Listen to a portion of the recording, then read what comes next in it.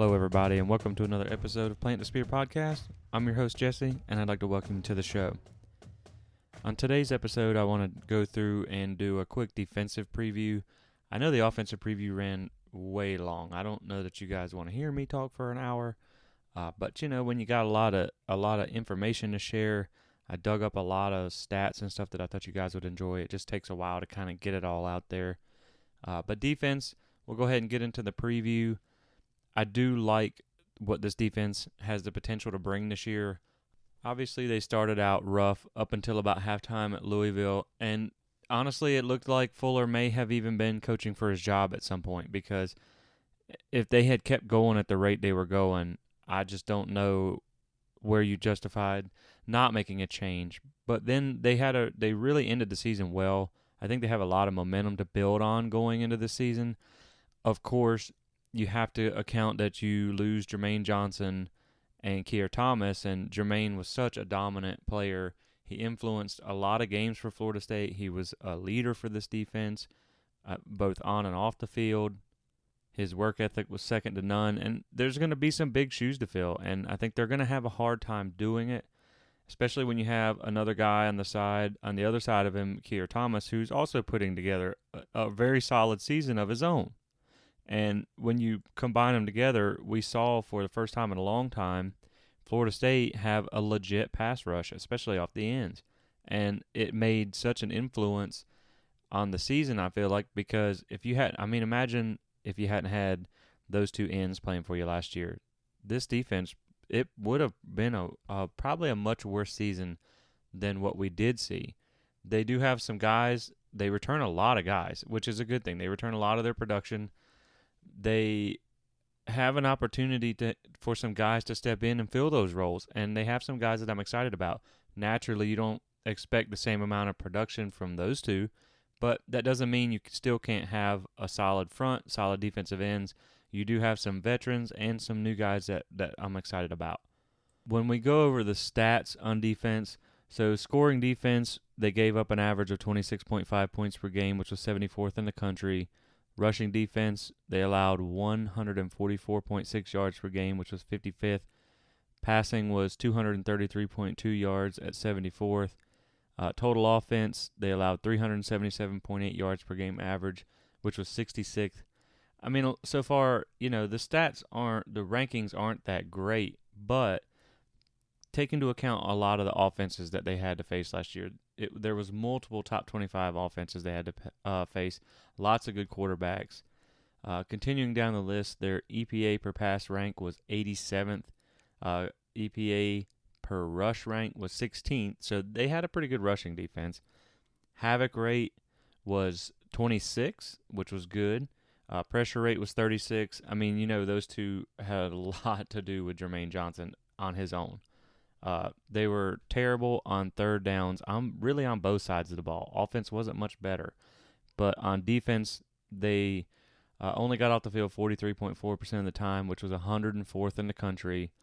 Tackles for loss per game, 7.2 average, which was 13th. And that's a good number. Again, a lot of that had to do with the number 11. Sacks were 35th at 33 on the season. Interceptions, 14 for 26 in the country. Their F plus rank, which is like the FremRoute ranking and the S&P plus ranking combined, was 39th. Their average starting field position was 31.8, and that was 112th in the country. So they kind of got put in some tough positions a lot, and a lot of that had to do with how bad FSU was on third downs and the offensive struggles they had and the special team struggles they had of their own. Efficiency, they were 35th at 39.3%. Yards per play allowed, their average was 5.3, which was 30th. Finishing drives, they were 61st in the country. Red zone defense, they were 7th in the country, which was excellent. This team was very good in the red zone on both sides of the ball as well. Offense was good too. Fourth down conversions allowed, 47.8%, 51st in the country.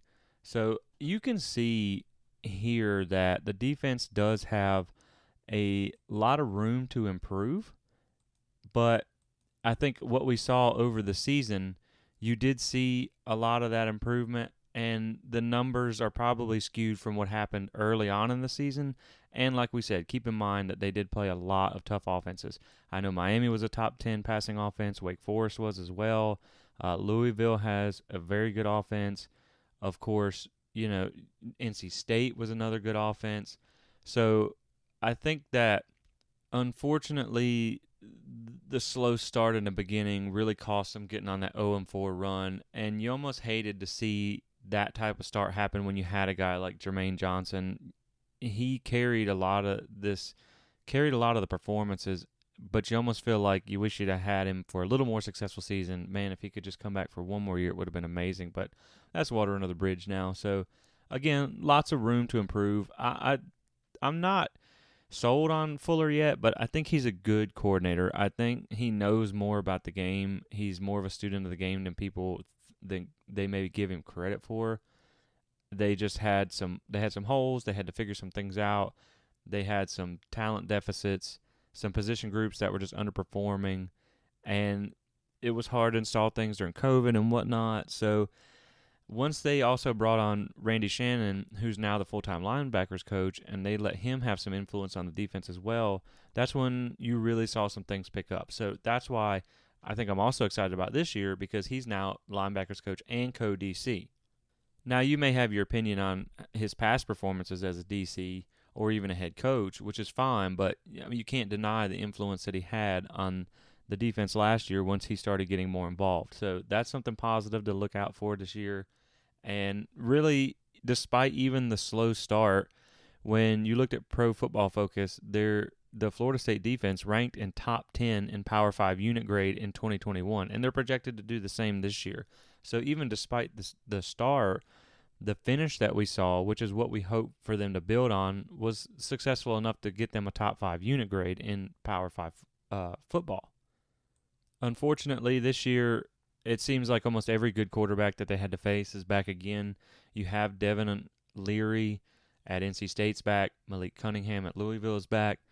Of course, there's a lot of developments happening too right now, like Sam Hartman. We don't know if he's going to be present for this game or not, and that makes a huge difference of what this defense is going to have to face in the Wake Forest game.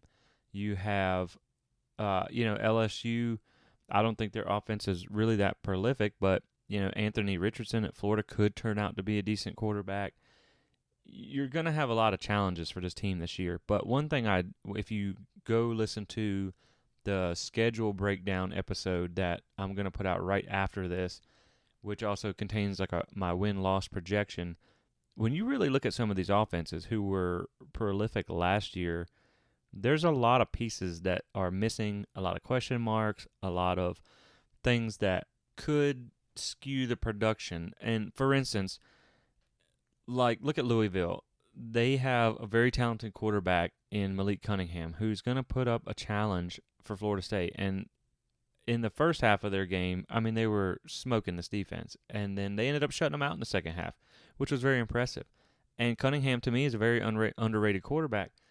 But he lost 3 of his top 5 targets to the portal this offseason. So how is he going to be able to repeat? Van Dyke at Miami. He has 2 receivers missing, both top receivers. One was, I believe, a 1,000-yard receiver, who were very good veteran receivers for them. You bring in now a coach and an offensive coordinator who have a history of running the ball more than throwing the ball. They're a run-heavy offense. So how does that project for Miami? Sam Hartman may not even be present for this game against Florida State this year, as he's out with a undiagnosed, or they haven't said anything what it is, but some kind of medical condition, which we wish him a speedy recovery for. And so you do have some tests, but there's a lot of question marks too, and I think that provides an opportunity for this defense to be even better this year. And I do think that they're more experienced and they're more solid across the board, obviously taking into account you're missing 2 big-time splash players. So with that being said, we'll get into a position-by-position preview. We're going to start up front with a defensive line. We'll just go through some of the impact players and just how I think they'll perform overall. So on the defensive line, which we obviously know everybody thinks is going to be the strength of this team this year, of course your impact players start in the middle, obviously. You have Robert Cooper, who is a veteran player for you. He's been on the team for a long time. He's been a solid performer for multiple years now. Still kind of looking for that real breakout season, but last year was a very good one for him. You also have Fabian Lovett, who is an outstanding player in the middle, and these two are going to be one of the better defensive tackle duos in the conference. Now, take into account, there's a lot of good teams or a lot of good defensive lines this year. NC State is one, Clemson is one. So if they're not number one in the conference, that doesn't mean they're still not a really good defensive interior, and they still can't be top 25 like type of defensive line in the country. There's just a lot of other good lines out there, especially in the ACC this year. So when you look at Robert Cooper, in 2021, he played 12 games, 472 snaps. He graded out PFF at 74.6, and with 60 being kind of like you walk on the field and you go up or down from there. I don't put a ton of weight into PFF, but you can tend to see the better players grade higher and the worst players grade lower. So I mean, it's pretty much accurate. So you also have to take into account, it depends. You could play not many snaps and have a really high grade, and this larger sample size set that you have could bring you up or down. So just keep that in mind. But his PFF grade was 74.6. He had 39 tackles, 4.5 for loss, half a sack. He's not a big sack producer.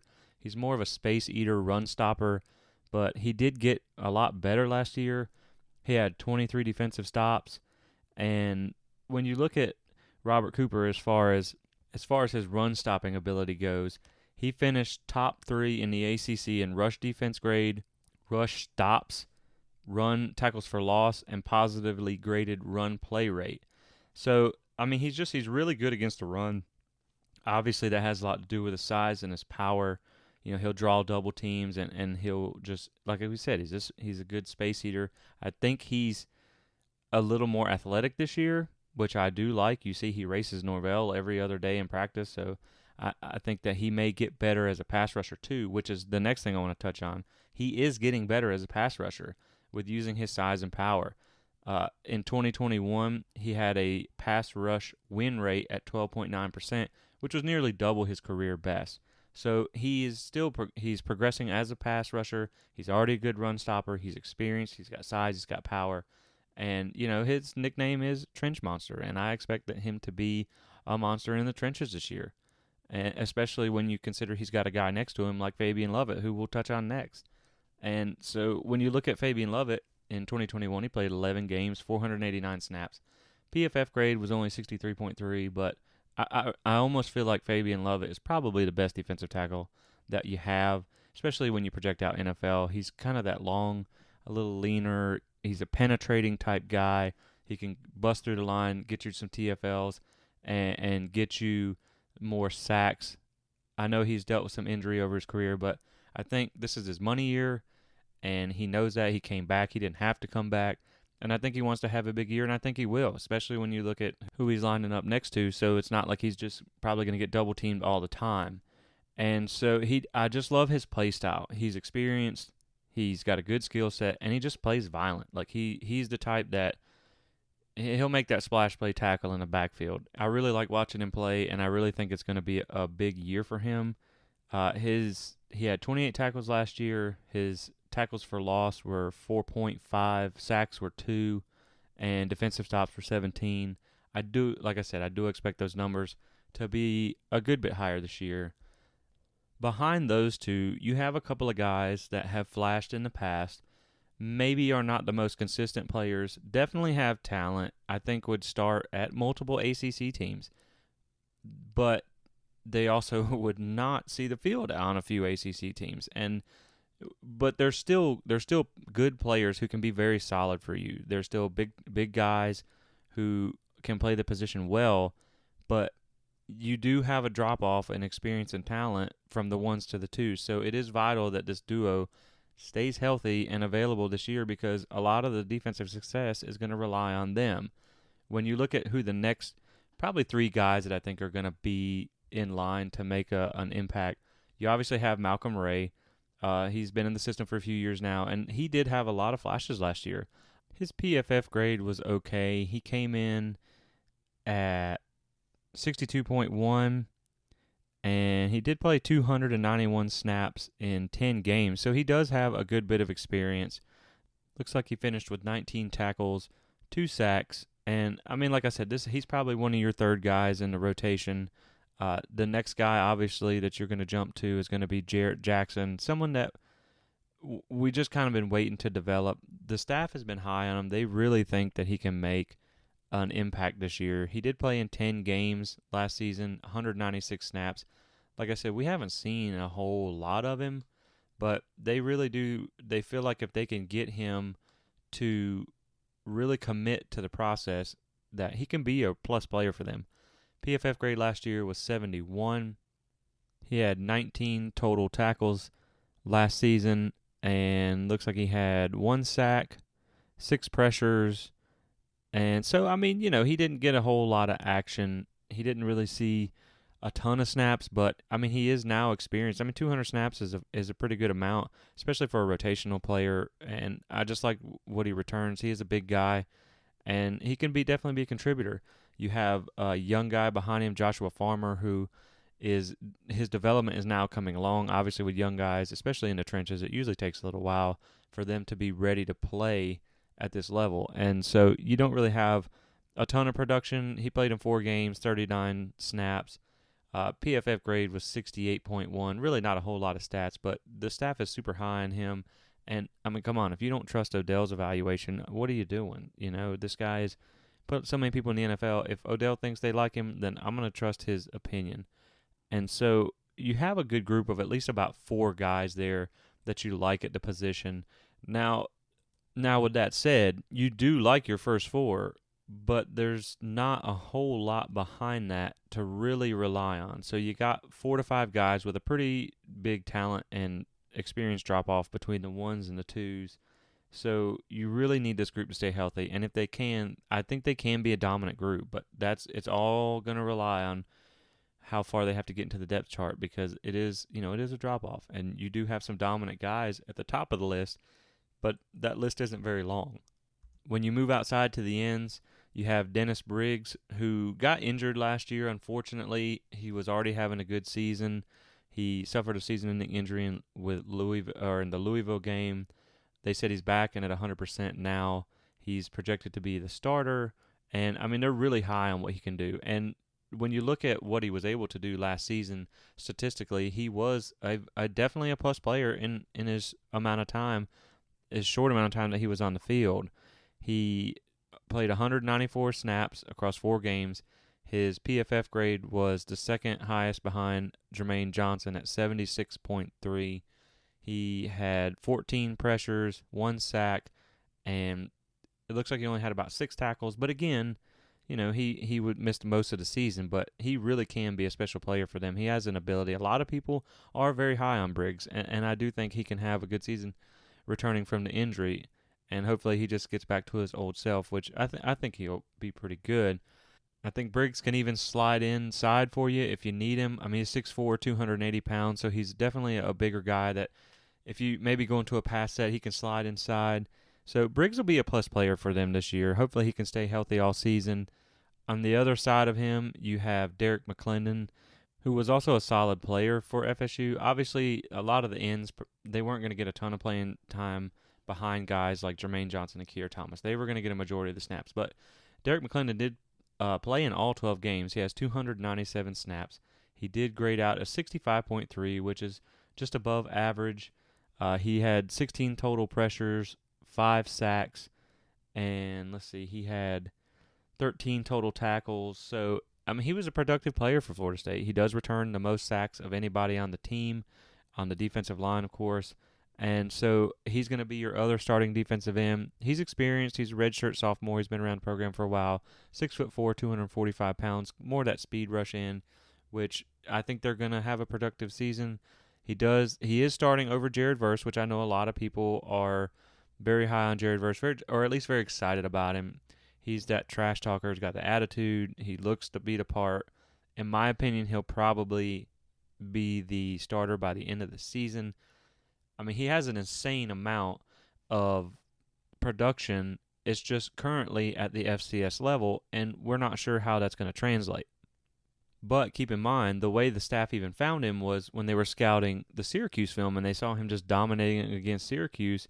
And, I mean, of course, if you can see him dominate against Syracuse, that's one of your opponents. So if he can do it against them for Albany, who, of course, you would expect him to be able to do it at Florida State as well. Now, he may have some adjustment period when it comes to some of the better offensive lines, because obviously Syracuse was not very good at blocking last year either, which is something we cover in our breakdown of the schedule. That's one of their weaknesses, but he's still, I mean, when you get some sort of Power 5 sample set and he's productive, that's good. He has played at Albany in 2021, 11 games, 500 snaps. His PFF grade was great. It was 83.3, 52 tackles, 11.5 tackles for loss, 9.5 sacks, 25 defensive stops. This dude was unstoppable at Albany. Again, that doesn't mean it's going to translate, but the thing is, you also get him for multiple years, which is something that is, normally in a transfer that's highly productive, like Jermaine, we only got him for one season. So I'm not saying he's going to be Jermaine 2.0, but I think he kind of fits the bill. He has that attitude, and he looks like he can be a plus player for Florida State for at least a few seasons to come. And he's a trash talker. They say he's one of the biggest trash talkers on the team, which I like. You just want that kind of attitude from your defensive line. You want that nasty kind of aggressive defensive line that gets in your head. And so I think Verse is going to be one to watch over the course of the season. I definitely think there's going to be some bit of adjustment period, just getting used to the speed of Power 5 versus FCS. But even through spring and fall camp, he obviously showed out. He was a name that was called frequently, so he looks like he's going to be the part. We just got to see it on the field to know for sure. And he was a big name in the portal. He was a big get for the staff. There was a lot of really good programs that were after Verse, so this was a huge landing for them. Some of the other guys, the younger guys you could see on the outside, Patrick Payton and Byron Turner, they don't have a whole lot of production and experience. They're still younger guys, obviously, so you're not sure what you're going to get from them, but these guys, the staff is really high on them, and they definitely think that they have now progressed to the point where they can be contributors on this team. And so that's probably some of the guys you'll see when you get deeper down in the rotation. You also have Leonard Warner there. Feels like he's been here for 20 years. He's a redshirt senior. I believe he's a 6-year senior or super senior or whatever, 6'4", 247 pounds. He does give you a lot of experience at the position. He may not be the most dominant player, but at least you're not rolling out like a true freshman defensive end or something like that. So, again, when you look at the front, the biggest thing was seeing how impactful that pass rush was for Florida State last year and how much it really helped them. And I think it's something that they will be able to produce a pass rush this season. It's just probably not going to be quite to the level that it was last year, obviously with the holes they have to fill. But I am excited about this group. I really am. And another group that I'm also excited about when you move back a level is the linebackers. I think Tatum Bethune is probably one of the most underrated and going to be the most impactful transfers on the defensive side of the football. Florida State, this was a big get for them, in my opinion. He's one of them guys that you can just know he's out there making plays. You don't have to keep an eye on him and worry about what he's doing. His 2021 stats, of course, this was at Central Florida. He played in 12 games, 641 snaps, so a lot of experience. PFF grade was 75. He had 108 tackles. So that was one thing I went back and did the research on just to see.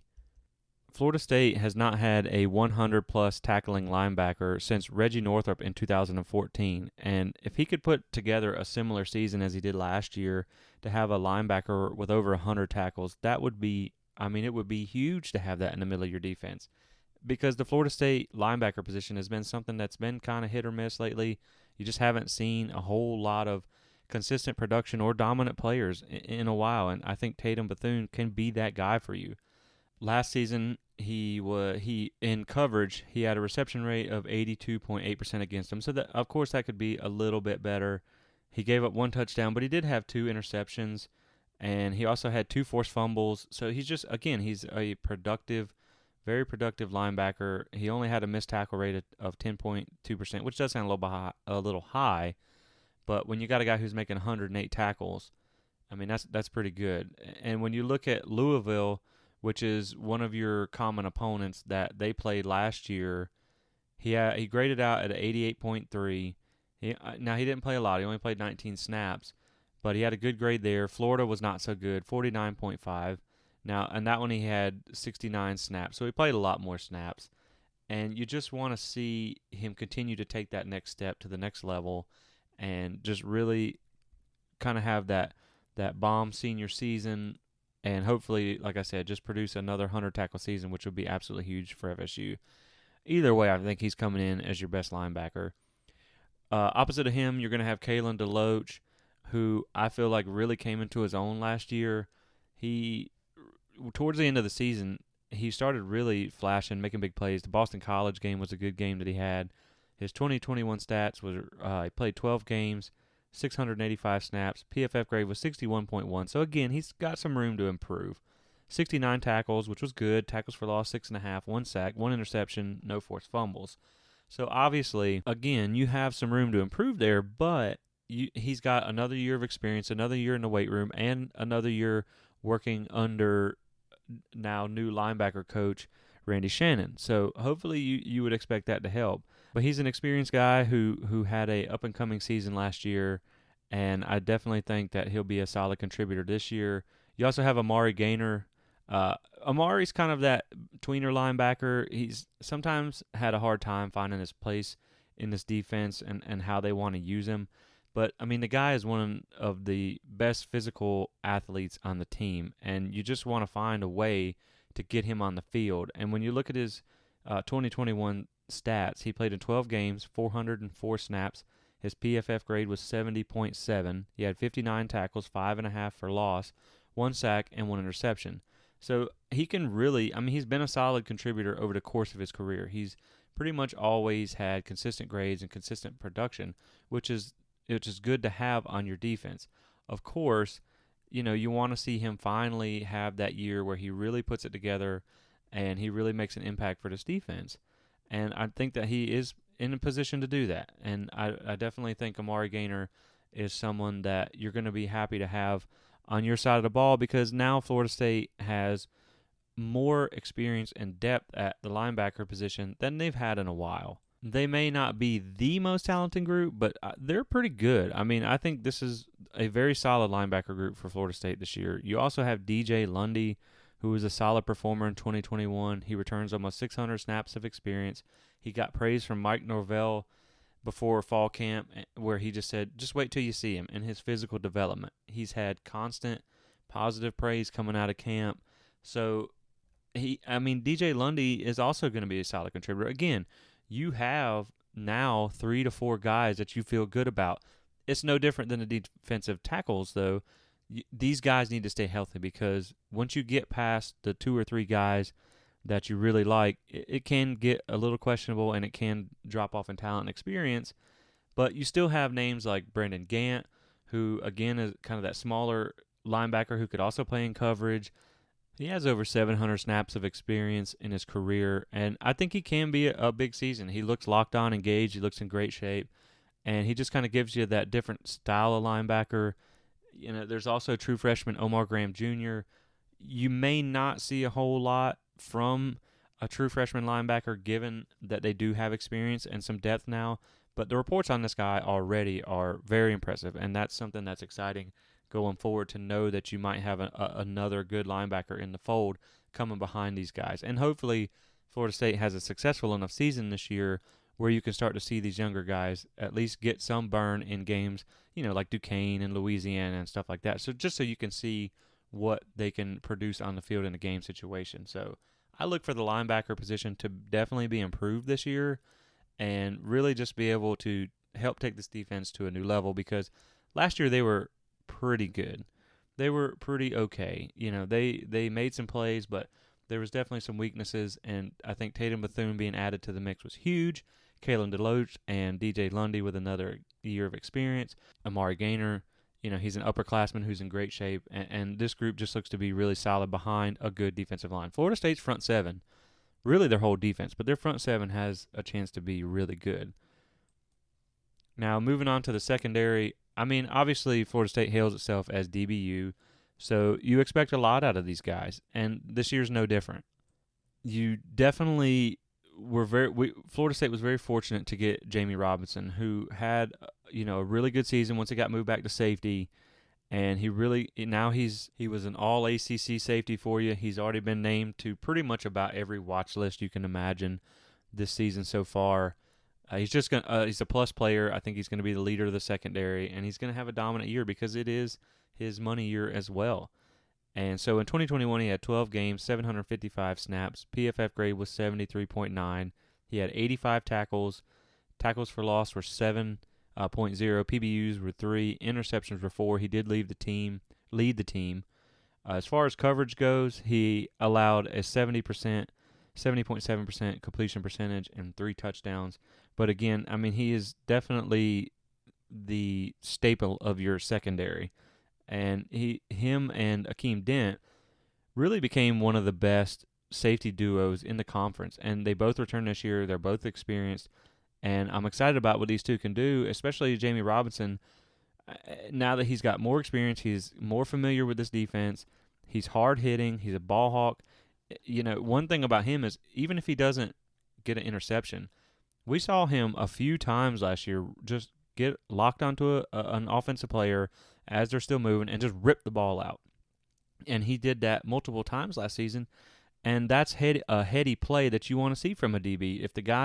If you're not at risk of losing the tackle and you can free the ball up, then go for it. And I really like watching Jamie Robinson play. I'm really excited about what he's going to accomplish this season.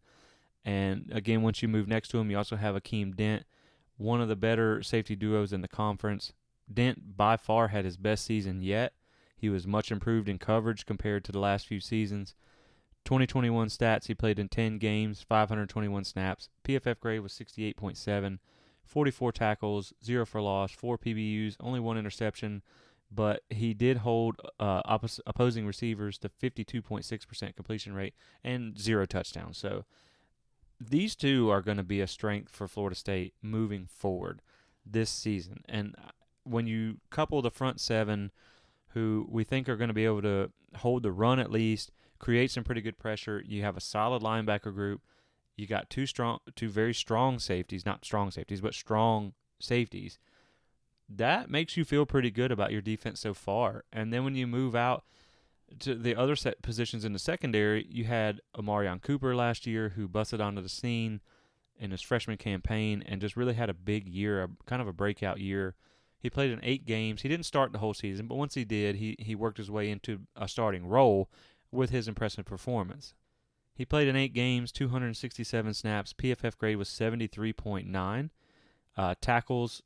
He had 16 tackles, 0 for loss, 4 PBUs, 2 interceptions. He had the lowest completion percentage against him allowed on the team at 31.3%. He did give up 2 touchdowns, but again, you got a guy out there who's just a true freshman. He's coming out and he has the lowest percentage of completions against him on the team at only 31.3% as a freshman. You would think, they say you see the most improvement in year 2 most of the time, and when you see him coming into this year, he's already projected, or he's already on the depth chart that got released today. Actually, he's got one of the starting spots, and so you're just excited about what Amarion Cooper can do. He looks like, honestly, he has the potential to be one of the next really good or great DBs to come out of Florida State. I won't quite give him that crown yet. But again, I mean, he had an impressive freshman debut, and you got this guy for multiple more years now, and I think he's going to have a great season this year. Opposite, or at the nickel position, you have Kevin Knowles II. According to the depth chart, he has been named starter, and he was another young DB who burst onto the scene last year. He became a starter later in the season, put together a really solid year. Teams did go after him a lot. He had the highest number of targets in 2021. They're trying to maybe expose that young guy. But he held his own. He only allowed 56.1% completion percentage and 0 touchdowns. So he'll have some competition at the season, at the position this year, but he's already been named starter. And I'm just really encouraged by just seeing a lot of these young DBs that are already stepping up that you're going to have for years to come. And they're only going to get better with experience. And so looking at year 2, Yeah, I'm really excited about that secondary. And the other thing to keep in mind about the secondary is they do have a fair amount of depth to be excited about. This is actually a very deep secondary because you still have a lot of guys like your other starting corners, Renardo Green, who he's also put together a good camp, and the staff feels good about what he can do. And you have guys behind them. You have Jerrion Jones, who's experienced. You have Shaheem Brown, who's experienced. You have Jarquez McClellan, who's experienced. And these guys have shown flashes. You have Azarie Thomas, who, I mean, from all reports, from what everybody's saying, he is going to be the next great DB from Florida State. He already plays like an NFL draft pick. I personally haven't seen him play live. I can't wait to see it. I'm really excited about his potential. And, I believe that he may end up battling for a starting position by the end of the year because when you have a guy who has that much talent, you just can't, it's hard to keep him off the field. And you still have Sam McCall sitting right behind him, who, he's a 5-star with a lot of potential too. And then you also have Travis Jay, who's a very talented athlete. We just haven't seen a whole lot from him so far. They brought in Louisville transfer Greedy Vance. We basically just kind of traded him for Jarvis Brownlee, which is your main loss in the secondary. He had a lot of experience, a lot of snaps. He did grade out pretty good last year, and I liked his play style. I mean, I'm not going to hate on the guy other than the one Hail Mary that he obviously just, I don't know what happened there, but he was a good player that I would have definitely liked to have back this year, but I don't think it's a huge loss there because you do have Greedy Vance that comes over. You also have Jacksonville State transfer Malik Feaster, who he got a late start in camp, so you're looking probably at a more depth piece there. But again, that's what you need to have success over the course of a season is you need depth in case something happens. You still have 5-star Damori Tate on the roster, who we haven't seen really much of anything yet. But again, you have this depth. You have talented depth. They just may not have a whole lot of experience.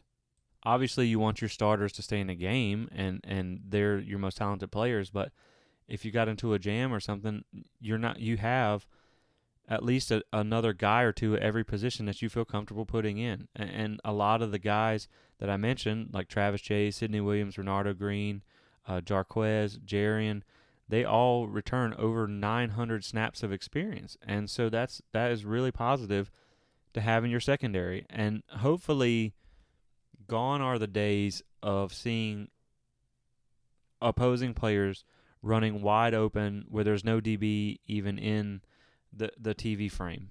Hopefully those days are gone. Hopefully the miscommunications and the blown assignments are a thing of the past.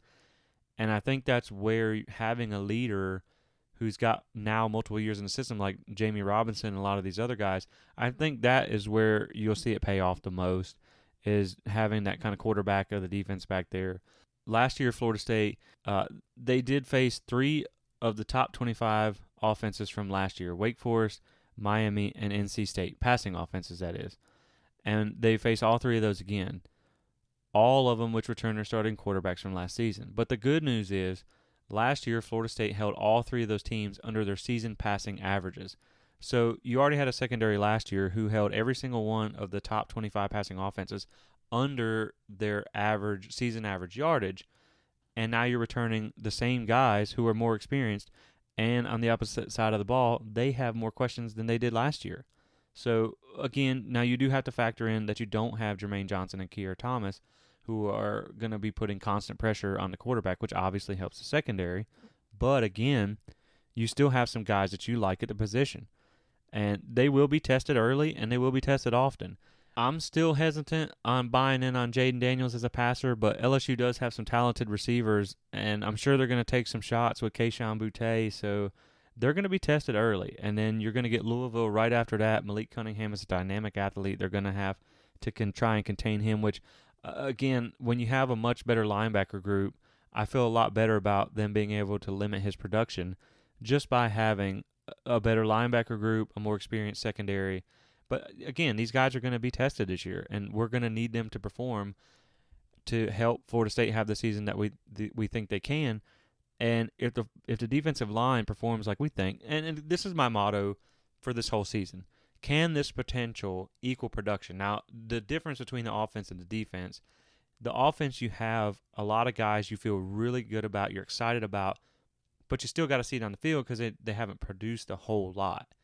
On defense, you do. You have a lot of production that you can hang your head on or your hat on and say, we know these guys can perform at a Power 5 level. But now can they take that next step?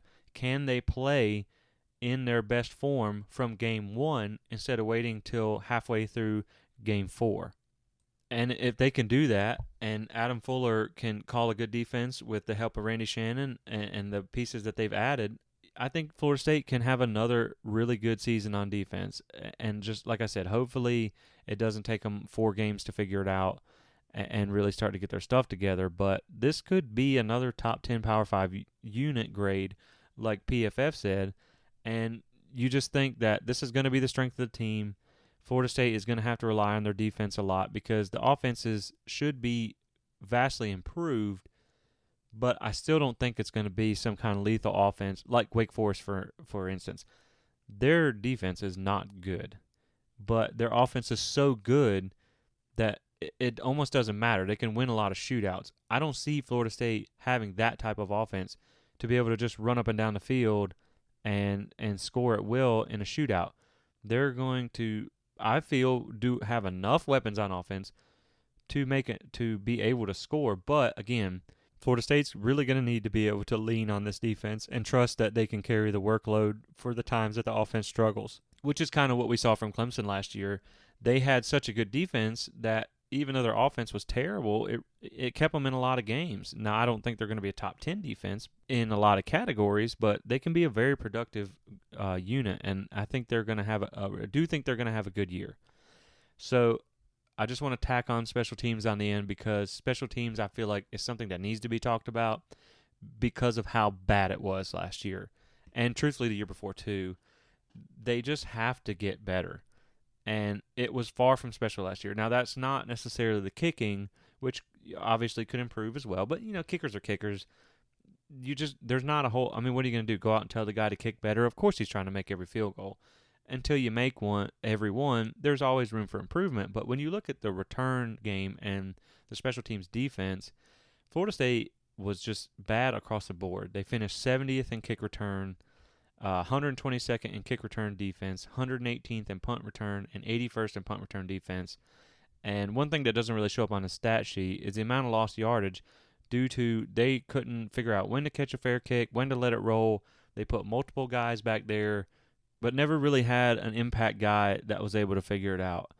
And that has a lot to do with Florida State being 125th in average started field position, which when you have an offense that's not entirely powerful but functional, but you start them, I think their average starting field position was around the 25-yard line.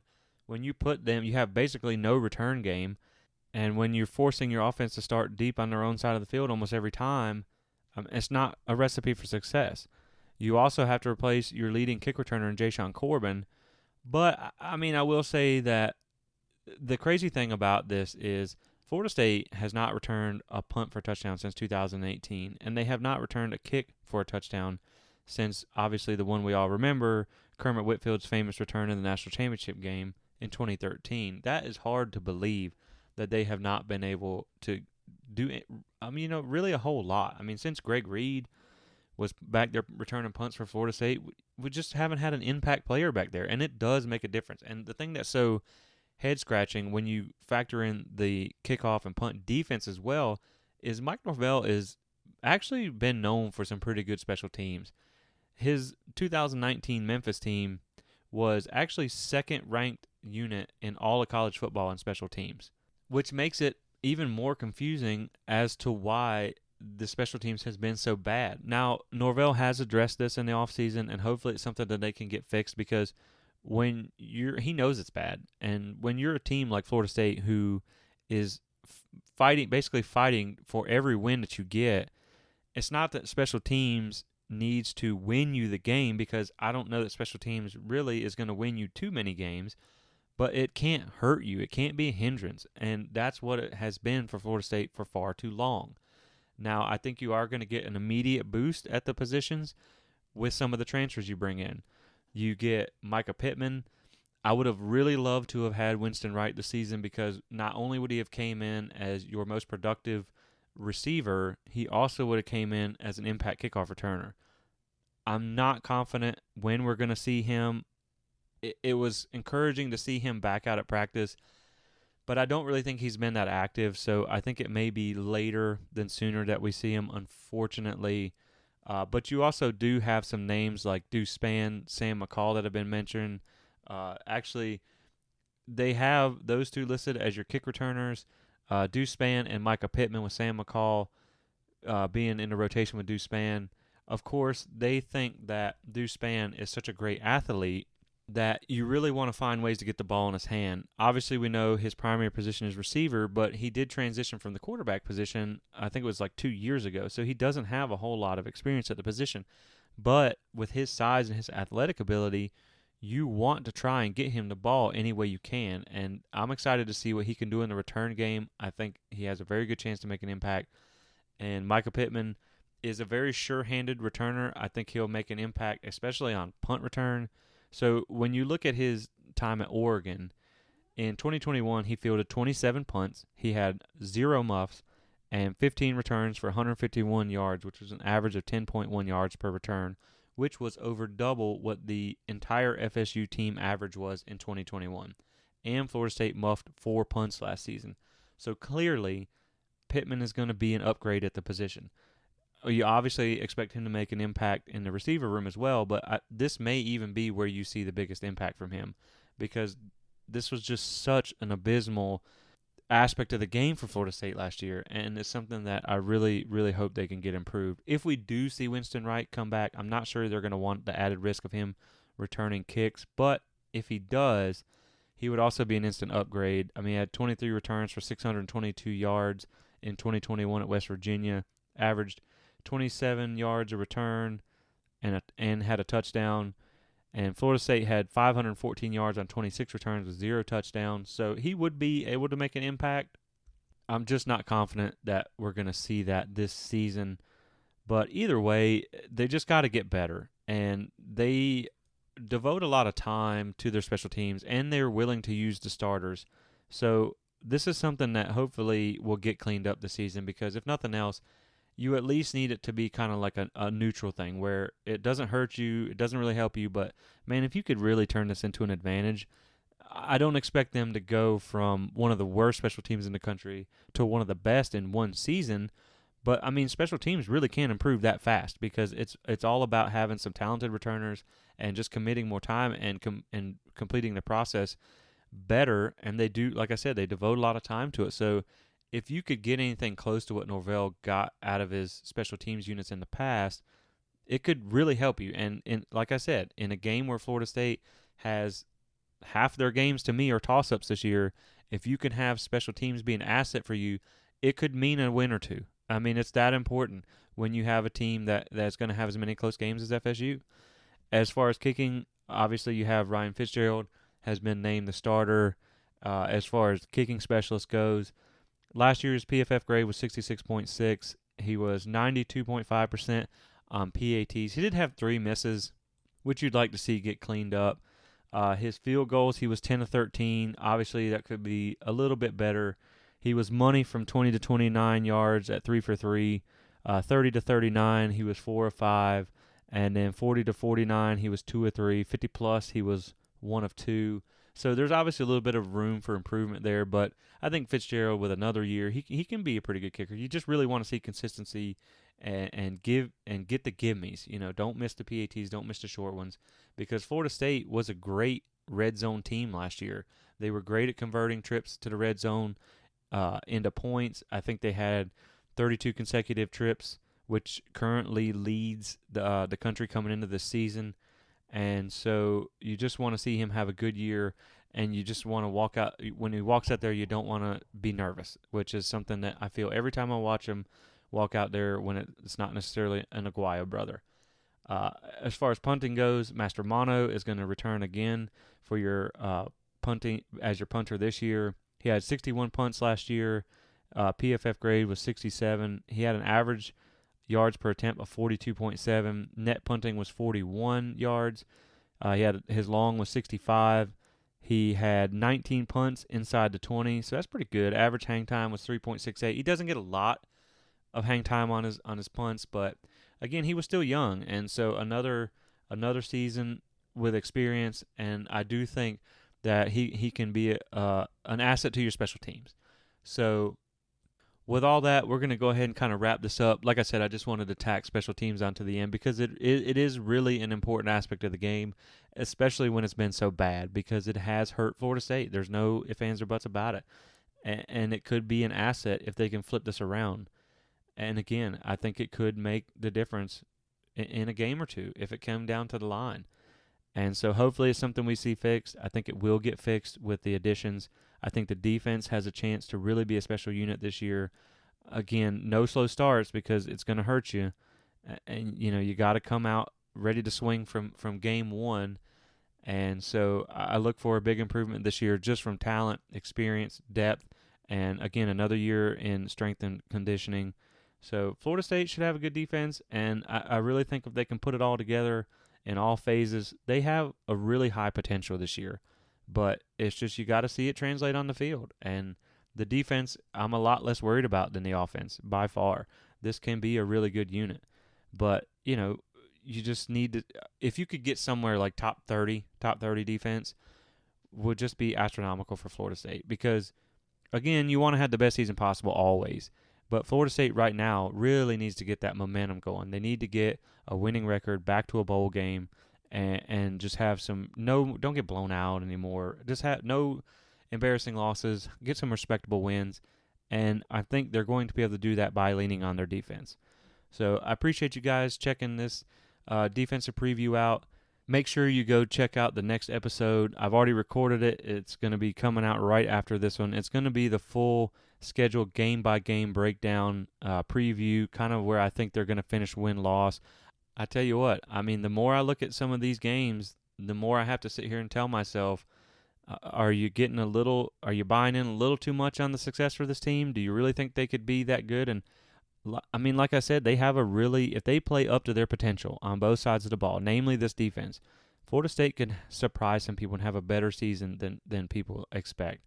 And so I look for that to be led by the defense. So go check out that schedule breakdown. I think you'll learn a lot about the opponents from it. I think you'll really enjoy it.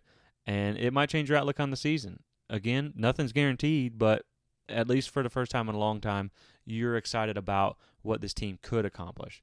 And with that being said, make sure you check out plantspear.com for everything that we do, everything that we put out. Make sure you join us on social media. I'd love to hear from you guys, see what you think about all our content, and just get in on the conversation. It is officially game week. Kickoff is this Saturday against Duquesne at 5 o'clock. Hopefully Florida State can start the season 1-0 for the first time since 2016. Hopefully it's in blowout fashion. And I look forward to the season and just what this team can accomplish. So once again, I just want to thank you guys for all your support, and I do appreciate everybody tuning in. I do appreciate all the listens. So thank you so much for that, and I look forward to getting started covering some actual football games this season. And so make sure you tune in for that. Thanks for listening, and Go Noles.